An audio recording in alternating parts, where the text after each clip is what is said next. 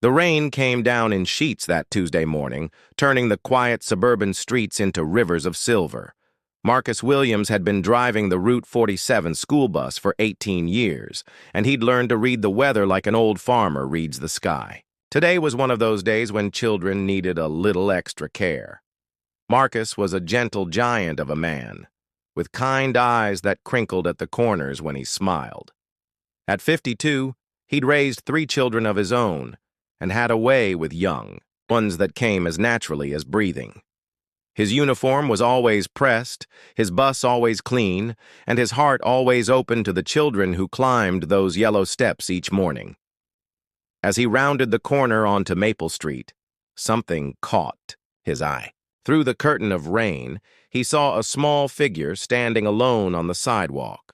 A little girl, maybe 8 years old, with blonde hair darkened by the downpour. She wore a Navy school uniform and carried a backpack almost as big as she was. Marcus pulled the bus to a gentle stop and opened the door. The rain drummed against the metal roof as he stepped down, his large umbrella already in hand. "Hey there, sweetheart," he called out softly, his voice carrying the warmth of a grandfather. "Are you lost?" The little girl looked up at him with wide blue eyes filled with uncertainty. Rain dripped from her small nose as she nodded slowly. I can't find my bus stop," she whispered, her voice barely audible above the storm. Without hesitation, Marcus opened his umbrella and held it over both of them. "Well now, that's no problem at all. What's your name, honey?" "Emma," she said, wiping, her eyes with the back of her hand. "Emma Charlotte." "That's a beautiful name," Marcus said, crouching down to her level despite the rain soaking his uniform.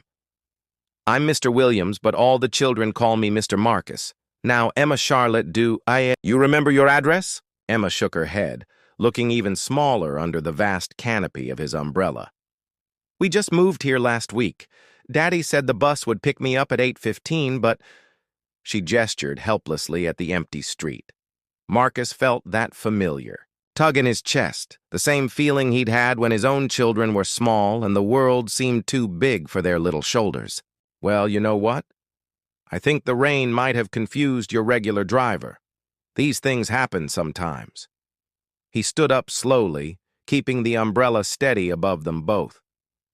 "How about we get you out of this rain first? My bus is warm and dry, and we can figure this out together." Emma hesitated for just a moment, then nodded. Marcus guided her up the steps of his bus, making sure she didn't slip on the wet metal. Inside, the familiar yellow interior felt like a refuge from the storm. "Here," Marcus said, pulling a small towel from his driver's emergency kit. "Let's get you dried off a bit." As Emma dabbed at her hair, Marcus radioed the school district office. "This is Marcus on Route 47. I've got a little girl here who missed her bus. Emma Charlotte, looks about 8, blonde hair, Greenwood Elementary uniform.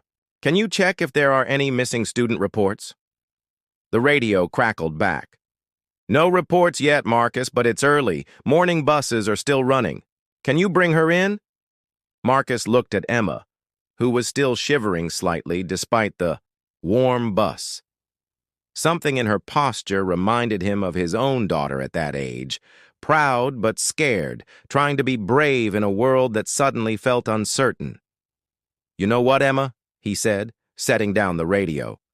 "How about I take you to school myself? I bet your teacher is wondering where you are."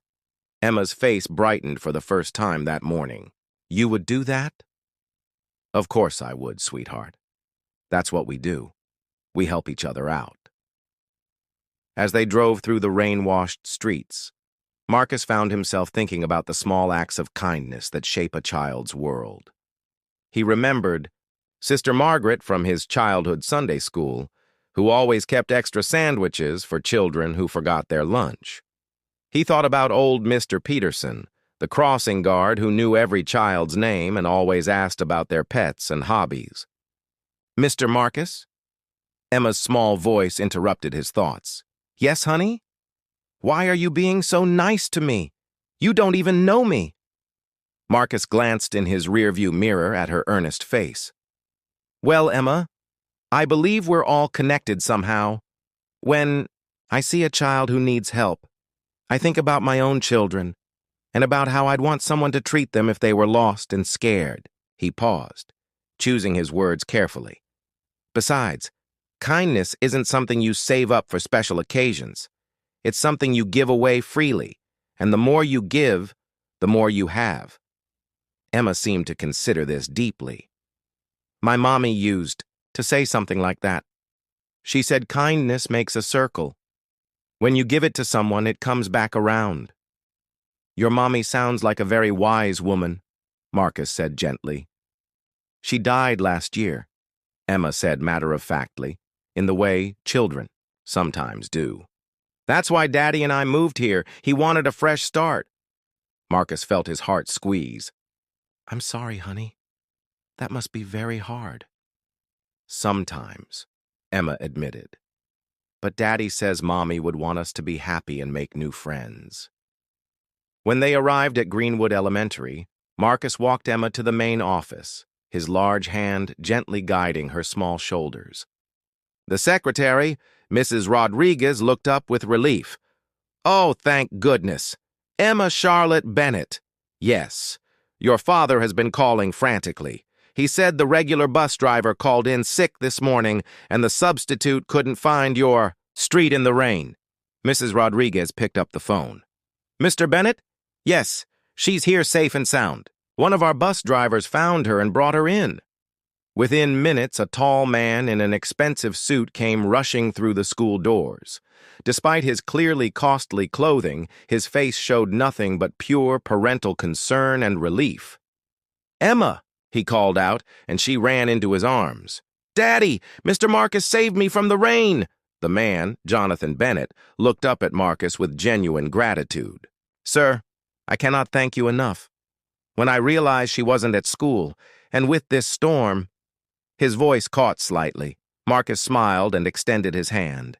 Marcus Williams, just glad she's safe. Jonathan shook his hand firmly. Jonathan Bennett? Really? Is there anything I can do to thank you? Anything at all? Just seeing her safe with her daddy is thanks enough, Marcus replied. Though, he paused, looking down at Emma. Maybe next week, once you both get settled with the bus routine, Emma could wave at me when I drive by. I'd like that. Emma beamed.